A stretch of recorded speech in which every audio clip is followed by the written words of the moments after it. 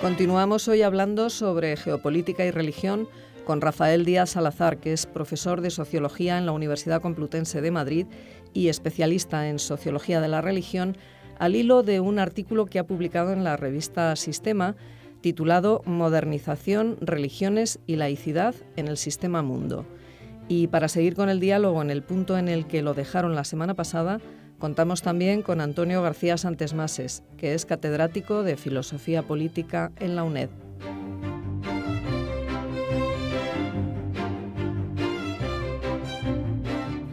Buenos días, pues fiel a nuestra cita tenemos aquí al profesor Rafael Díaz Salazar, y los que nos escucharan en el anterior encuentro que tuvimos con él recordarán que lo habíamos dejado en ese momento donde se produce la inflexión. Es un pontificado el de Pablo VI, lleno de paradojas, de contradicciones, incluso en algún momento la propia imagen que él daba de ansiedad, de estar desbordado por los acontecimientos, y de pronto se produce la elección después de un papa que estuvo muy poco tiempo, Juan Pablo I, de Juan Pablo II, de Karol Wojtyła. Y claro, estuvo tantos años, desde el año 78 hasta el 2005, que por él han pasado pues una enorme cantidad de acontecimientos. En el momento que él llega, enseguida pues va a producirse también el triunfo de Margaret Thatcher, el triunfo de Ronald Reagan, todo lo que es la etapa de los años 80 hasta producir la caída del muro de Berlín. Y bueno, pues todo lo que es, efectivamente, algunos entienden por recoger un poco el análisis del trabajo de Rafael Díaz Salazar, que es ahí donde propiamente empieza la globalización, en la medida en que ya no hay dos superpotencias, sino que hay una superpotencia que triunfa en lo militar, pero sobre todo hay un orden que no va a encontrar a partir de entonces una alternativa sistémica, es decir, la idea del fin de la historia, la interpretación de Fukuyama, el triunfo de la democracia liberal capitalista, y no cabe duda que ahí se plantea un poco el lugar de la religión, es decir, de la misma forma que Pablo VI se encontraba un poco desbordado por aquellos jesuitas que casi pedían una conexión entre cristianismo y marxismo. Bueno, pues a partir de la caída del muro y de la unidad alemana se plantea si es que la caída del comunismo va a significar una recuperación de las raíces cristianas de Europa, cuál debe ser el alma europea, cómo debe ser esa tradición. Y bueno, pues él juega un papel muy importante porque a la vez se ha reconstruido su historia anterior, muy vinculada a la cultura polaca, lo que significó el nazismo, lo que después significó el estalinismo y el postestalinismo, cómo estaba vinculado el catolicismo a la identidad nacional polaca, y bueno, cómo todo eso estaba en él a la hora de interpretar por dónde había que ir, ¿no? Cuál debía ser el proyecto. ¿Cuál es la diferencia entre el proyecto que tú citabas el otro día, de recuperar cosas del modernismo religioso ya con Juan XXIII, con la ciencia, con el liberalismo, con la modernidad, con el socialismo, con el esfuerzo de Pablo VI de hacerse cargo de lo que era aquel mundo de la democracia cristiana, pero a la vez una cultura donde había un pichí muy fuerte, el Partido Comunista Italiano, de la vivencia de este hombre que no tiene nada que ver, que viene de Polonia y que de pronto aterriza allí y enseguida se va a encontrar de nuevo interpelado por su patria, por el fenómeno de Solidarność y por todo lo que significó el papel de Walesa, la creación de un sindicato autónomo frente al dictado de los comunistas, el atentado que tiene, en fin, refleja realmente una enorme cantidad de contradicciones de lo que ha sido ya en la historia del presente. Sí, bueno, desde un punto de vista sociológico, la figura de Karol Wojtyła, el que luego va a ser Juan Pablo II, es una manifestación de una categoría analítica que yo utilizo en este artículo de Sistema, que es la de contramodernización. Es decir, hay una dinámica en todas las instituciones entre revolución, restauración y también de modernización contra modernización. Entonces, el pontificado o el papado de Juan Pablo II tiene estas dos claves. Por un lado, como tú muy bien has dicho, el orden neoliberal, que se expresa entre otros en el Consenso de Washington, es un intento de cerrar cualquier posibilidad a cambios sociales y políticos que siempre habían estado como opciones posibles, especialmente en Europa. En el programa del otro día tú hacías referencia al intento de acuerdo entre Aldo Moro y Enrico Berlinguer en torno a lo que fue el compromiso histórico. Evidentemente que el secuestro de Aldo Moro y su posterior asesinato era una forma de decir, bueno, esto no se va a permitir, ¿eh? Algún día se desclasificarán documentos y se podrá hacer luz sobre las extrañas alianzas que quizá pudo haber entre la extrema izquierda italiana y la propia CIA, ¿no? Bueno, eso como hipótesis de trabajo se puede mantener. Pero la conquista de la hegemonía política y no olvidemos cultural, por lo que simbolizan Margaret Thatcher y Reagan, es un cambio en la correlación de fuerzas políticas muy fuertes, en el cual la restauración del orden capitalista más duro o neoliberal se impone frente a la socialdemocracia, frente a la democracia cristiana con tendencias sociales favorables al estado del bienestar y desde luego también contra el eurocomunismo, que en aquella época pues recordarás que especialmente en Italia era fuerte y tenía ciertas expectativas en Francia y en España, que luego en España pues no se cumplieron, ¿eh? Y entonces eso enlaza con una figura claramente anticomunista, como no podía ser de otra forma. Entonces ahí hay un conjunto de, por utilizar una categoría también sociológica, de afinidades selectivas, ¿eh?, entre un hombre que viene del mundo anticomunista y los anticomunistas y antisocialistas neoliberales que controlan el escenario político. Pero también luego este tiempo es una época muy marcada por una derrota cultural de la cultura progresista, de la cultura moderna y de toda la herencia de mayo del 68, ¿eh? Porque ni Reagan ni Margaret Thatcher son dos dictadores, ¿eh? Llegan al poder con respaldo y especialmente en el Reino Unido. Y no podemos olvidar también el proceso de derechización y de conservadurismo dentro de los partidos socialdemócratas, que llegará a su culminación con la famosa tercera vía, que es toda una racionalización de un modelo pues de liberalismo social, ¿no? Entonces, en todo ese contexto, ¿a qué obedece? Pues obedece a que las sociedades no evolucionan continuamente, que es lo equivocado del esquema de Auguste Comte, ¿no? No evolucionan de un nivel de progresismo a un nivel de más progresismo todavía, o de un nivel de ciencia a más ciencia, o de un nivel de democracia a más democracia. Pues ahí está el nazismo en Alemania. Es decir, nosotros estamos ante la posibilidad de que en una década se imponga una cultura xenófoba y neonazi pseudodemocrática en Europa. Es decir, que nada nos asegura eso del evolucionismo cultural. La historia demuestra que eso no es así, ¿eh? Y entonces, este hombre no solo enlaza con la hegemonía política de fuerzas restauracionistas del viejo orden capitalista sin concesiones, ¿no?, sino que enlaza también con una cultura neoconservadora. Tú lo has trabajado eso también muy bien, los neocon, una persona a la que los dos admiramos intelectualmente, como es Elías Díaz, precisamente en la misma revista en la que yo he publicado Sistema tiene un excelente artículo que yo cito ahí y le he dado siempre mucha relevancia, que es sobre neocons y teocons, neoconservadurismo y teoconservadurismo. Pues bien, la figura de Juan Pablo II es la figura del teoconservadurismo, que además va a tener expresiones, no olvidemos, en otro tipo de fundamentalismos religiosos que curiosamente también arrancan a finales de los 70, como el caso de Khomeini u otros escenarios. Y eso te iba a decir, yo creo que así como cuando uno recuerda aquella época, incluso una medida, claro, tiene que recordar su propia juventud, lo que vivió, ¿no? En mi caso, lo que fue el inicio de fe y secularidad y lo que era el papel que tenían los jesuitas en aquella época, Caffarena, Volado y todos, estaban volcados en aquel debate con el cristianismo, el marxismo, todo aquello. Pero no cabe duda que en el caso de Wojtyła, además del neoliberalismo, además del neoconservadurismo, él tiene como una obsesión, quizá también ahí influye la tradición polaca, ¿no?, lo que él había vivido, ¿no?, de cómo hay que conectar con el judaísmo por un lado, probablemente ahí hay toda la culpa de lo que significó Auschwitz y lo que significó el papel del pueblo polaco y, en fin, las luces y las sombras de todo aquello.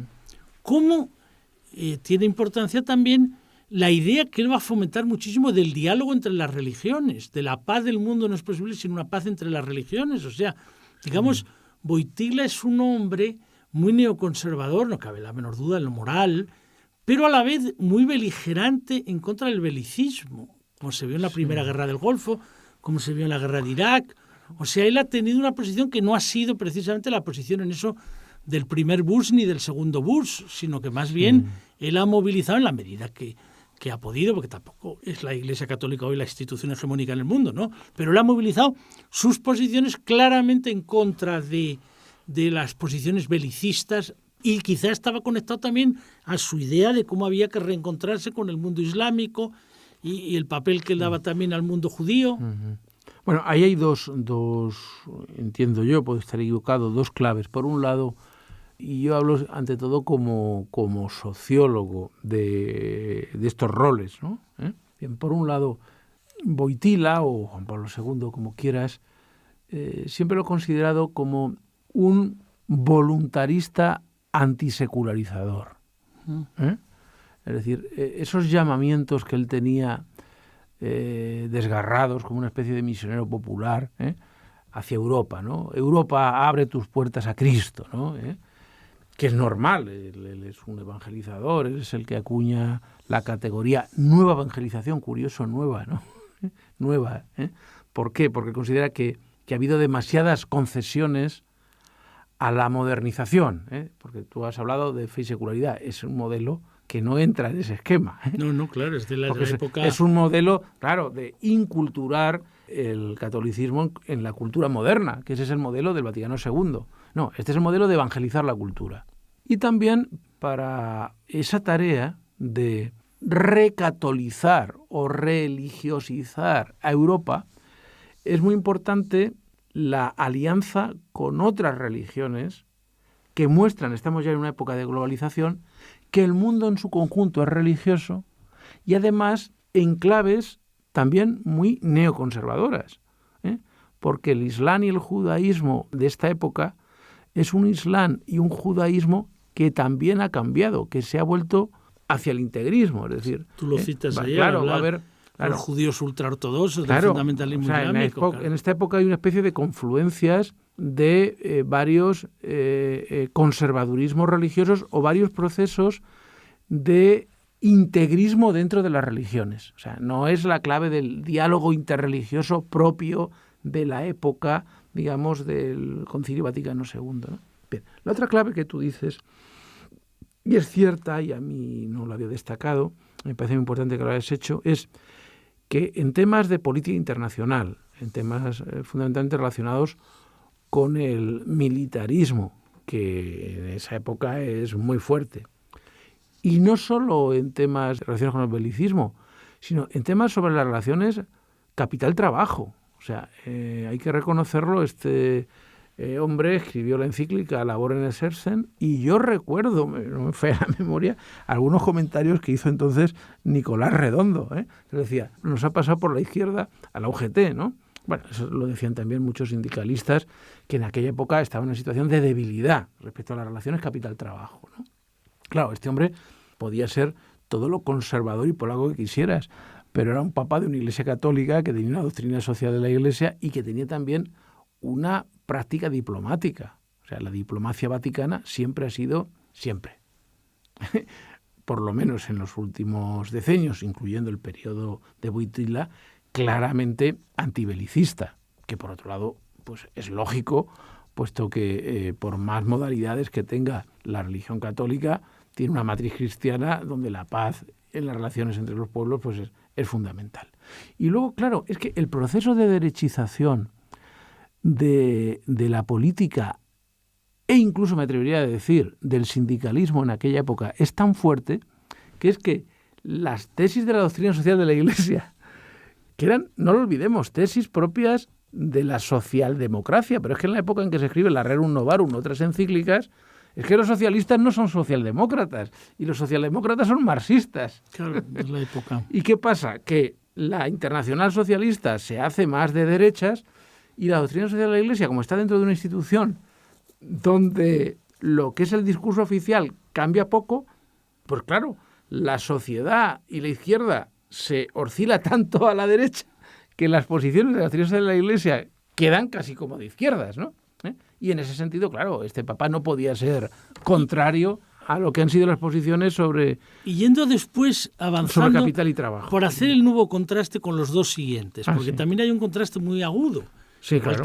Igual que realmente no puede haber un contraste mayor entre este hombre que le ves allí con Aldo Moro, que has dicho, señalado con mucho acierto, que algún día se sabrá lo que realmente pasó allí y cuál fue el papel de Andreotti y otros muchos, que es lo que ocurrió allí en Italia en aquel momento. Que lo dejaran asesinar. Que lo dejaran allí al final, que no se negociara, que este no lo mataran. O sea, que aquello fue tremendo. Que el contraste también no puede ser más abrupto después, pero sobre todo la cantidad de años de Wojtyla, la cultura polaca, a un hombre como Ratzinger, cultura alemana, cultura de una sociedad donde tiene peso el catolicismo, pero también el protestantismo, donde tiene un enorme peso también el problema de la inmigración, pero con muchos años en Roma y con una idea más bien, probablemente venía de esa cultura romana, y se ve en los debates de él con Habermas, también en alguna intervención, en algún debate con Metz, en un homenaje a Metz, que él interviene, que bueno, él de alguna forma viene a plantear que bueno, pues en la era de la técnica, en la era del fin de las ideologías, que el compromiso político pues probablemente tiene que ser menor, que lo que hay que volver es a ir a un problema de fundamentación de la fe cristiana en el debate con la Ilustración, con la cultura moderna y sobre todo en la enorme dificultad, recordemos que es lo primero que al pobre le pasó cuando hace aquella conferencia en Ratisbona y dice, bueno, oiga, la crítica de la religión es imprescindible, a nosotros nos ha venido muy bien en el marco ilustrado, la religión claro que se puede deformar, pero esto también es conveniente que lo entienda el Islam, y entonces se entiende como una ofensa completa al Islam, y entonces se organiza un problema terrible, incluso quemaban la efigie de Ratzinger. Entonces, ahí hay todo un tema de debate de él, de intentar buscar un elemento de fundamentación, que se ha visto sobre todo en la imagen del debate del con Habermas, pero bueno, que vienen muchas intervenciones de él que hace antes, ¿no?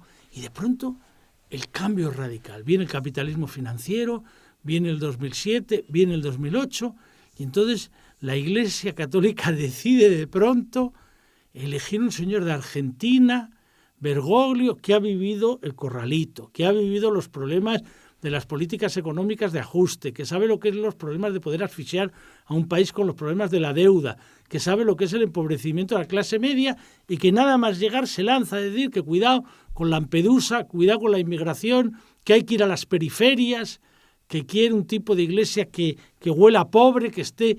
Entonces es un cambio verdaderamente incluso en la indumentaria, en la forma de vestir, en la forma de imaginarse en lo público. No tiene nada que ver, por ejemplo, todo el cuidado que hacía Ratzinger, hasta los zapatos que llevaba, porque simbolizaban no sé qué, con los zapatones que va a tener Bergoglio. Entonces, más allá de la zapatería, ¿cómo es la diferencia entre los dos? Te refieres a Ratzinger y Bergoglio, sí. ¿no? Bien, vamos a ver desde mi discutible punto de vista, ¿no? Ratzinger es un papa filósofo, ¿eh? No solo teólogo, sino filósofo. Tú, como eres siempre muy amable con lo que yo escribo, tuvimos aquí un debate en torno a un libro mío, Democracia laica y religión pública, donde yo allí no estudié la teología de Ratzinger, sino la filosofía del derecho. Este hombre sabe de filosofía jurídica, de filosofía del derecho y la filosofía política y moral de Ratzinger. Entonces es un hombre que tiene muy presente el tema de la helenización del pensamiento cristiano, en clave helenista. Y la bóveda de su papado está muy centrada en torno a la verdad y a la búsqueda de una fundamentación que pueda vincular a creyentes y a no creyentes. De ahí que este hombre tuvo iniciativas arriesgadas, como por ejemplo un debate en un teatro de Roma, con el ateo militante e ilustrado más famoso, como es Paolo Flores d'Arcáiz, porque el debate con Habermas fue un debate más académico, y Habermas no es Flores d'Arcáiz. Flores d'Arcáiz es un pensador, un ensayista, con unas posiciones muy beligerantes. Un hombre que además lo ha contado muy bien Paolo Flores d'Arcáiz, que le escribe. Flores d'Arcáiz es el director de una revista muy interesante, por cierto, se llama Micromega, y le escribe para decirle que él quiere publicar en esa revista un artículo sobre la verdad, sobre la verdad. Entonces, eso marca mucho el talante de Ratzinger.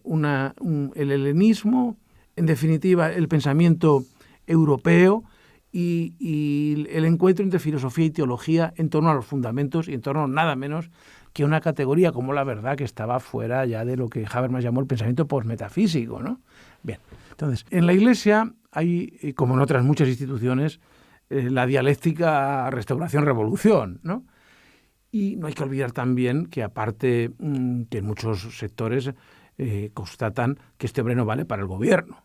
O sea, que este no vale para gobernar. Este se pierde escribiendo libros, disfruta dialogando con los no creyentes, impulsa la iniciativa aquella del atrio de los gentiles, pero, amigo, el Vaticano no es cualquier cosa, me refiero ahora al Vaticano como sede, lo que en sociología llamaríamos la sociología de la burocracia eclesiástica no es cualquier cosa, y hay escándalos tremendos como el tema de la pederastia y el tema del uso de los bienes financieros en torno al Banco Vaticano. Y la Iglesia mayoritariamente es una institución universal, ¿no? Entonces hay una especie de hartazgo, por lo menos yo así lo interpreto, es decir, aquí hay que dar un cambio de rumbo.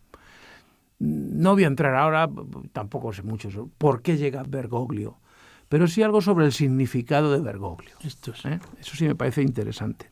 Bergoglio, en primer lugar, es un hombre que ha tenido experiencias de gobierno en una institución compleja como es la Compañía de Jesús, en un país complejo como es Argentina. Es un hombre de gobierno, es un hombre acostumbrado a lidiar en conflictos y a tomar decisiones. Yo creo que eso es una característica que es bien valorada.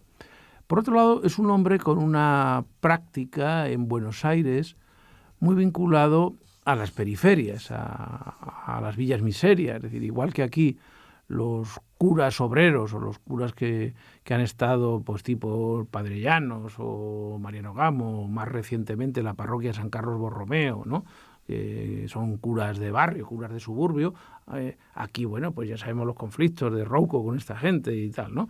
Allí los curas villeros, recordemos, quienes nos escuchan seguramente han visto Elefante Blanco, con este gran, me tienes que ayudar, este gran actor argentino. Sí, que Ricardo Darín. Que hace todo ese grupo, ¿no? Entonces, este hombre, él es de alguna forma un arzobispo villero. El mundo popular, el mundo del extrarradio, el mundo de la periferia, de alguna forma es su mundo, ¿no? E intelectualmente, él está influido por una tendencia minoritaria dentro de la teología de la liberación, que, para decirlo por la vía rápida, es una teología del sector populista de la teología de la liberación. No olvidemos que Ernest Laclau es argentino. O sea, muy influenciado por Juan Carlos Escanone, por Lucio Gera, que frente a visiones más provenientes de la tradición marxista heterodoxa, porque la teología de la liberación a lo Gustavo Gutiérrez, Leonardo Boff, nunca ha sido una teología comunista, leninista, sino que ha dialogado más bien con corrientes más heterodoxas, pero era más bien la cuestión de el sujeto revolucionario, la clase obrera y el campesinado organizado sindicalmente, es decir, el tema del sujeto revolucionario. Este no, este viene de las mayorías populares, también organizadas, pero una clave más antropológica que politológica, por así decirlo, una consideración del pueblo como actor frente al campesinado y el proletariado. Esa es una clave muy importante. Y luego es un hombre que ve la realidad mundial desde el sur. Claro. La ve desde el sur, Voy a utilizar dos categorías. Una categoría de Gustavo Gutiérrez desde el reverso de la historia, y una categoría de Boaventura Sousa Santos, que es epistemologías del sur. Entonces, él lo ve desde ahí. Él tiene muy buenas relaciones con líderes populares de movimientos sociales que se han articulado fuera del esquema sindical y político del peronismo de izquierdas, que se han tenido que, fundamentalmente, por ejemplo, el movimiento de cartoneros, el movimiento de los trabajadores que son tan pobres que ni siquiera los sindicatos los recogen y los representan. Es como si aquí surgiera un movimiento de parados con conciencia que no se encuentran representados por los sindicatos. Algo parecido a las marchas por la dignidad, ¿no? Algo parecido a eso, ¿no? Pero yo quería que dijeras otro elemento, ¿no? Y es que, claro, cuando él llega con la crisis económica, capitalismo financiero, durante mucho tiempo se insistía mucho en la idea, hay unos países donde funciona la disciplina, el trabajo, la productividad, la eficiencia, porque hay una cultura protestante. Hay otros países donde funciona la pereza, la picaresca, la trampa, el engaño, los países católicos. Desde que este hombre ha llegado, ese discurso ya no ha vuelto a utilizarse. Antes de que él llegara, se atrevían a eso, pero una vez que él ha llegado y él se lanza nada menos que a lo de Lampedusa y a lo de la inmigración y a lo de las periferias, esa especie de cultura alemana que estaba funcionando se queda como, digamos, cohibida y no se atreve a seguir. No, porque este hombre ha metido el sur del mundo en el centro de la geopolítica y lo ha metido desde dos claves, por lo que fíjate, en el número de septiembre de Le Monde Diplomatique, la primera página la dedican a un artículo que te recomiendo, se llama El estiércol del diablo.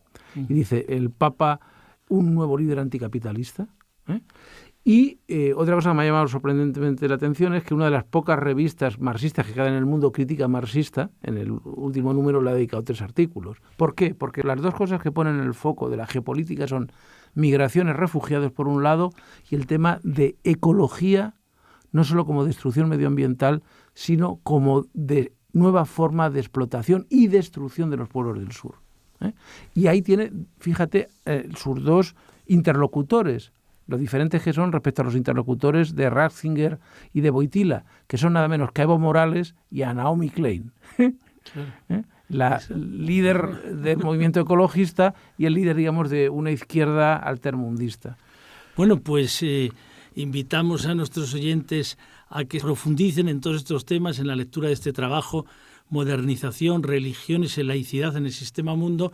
Hemos hecho un recorrido que nos ha llevado desde el programa anterior, donde hablábamos de 1905, empezábamos con Augusto Comte, hablábamos de la Revolución Francesa y hemos llegado realmente ya a las villas miseria y a lo que significa Evo Morales. Hemos dado todo un recorrido pasando por Ratzinger, por Pablo VI, por Arrupe, por todo lo que significó el debate Ratzinger-Habermas, por lo que ha significado hoy la percepción de la aparición del sur en la geopolítica. Bueno, Rafael, nada más y muchas gracias. Muchas gracias, Antonio.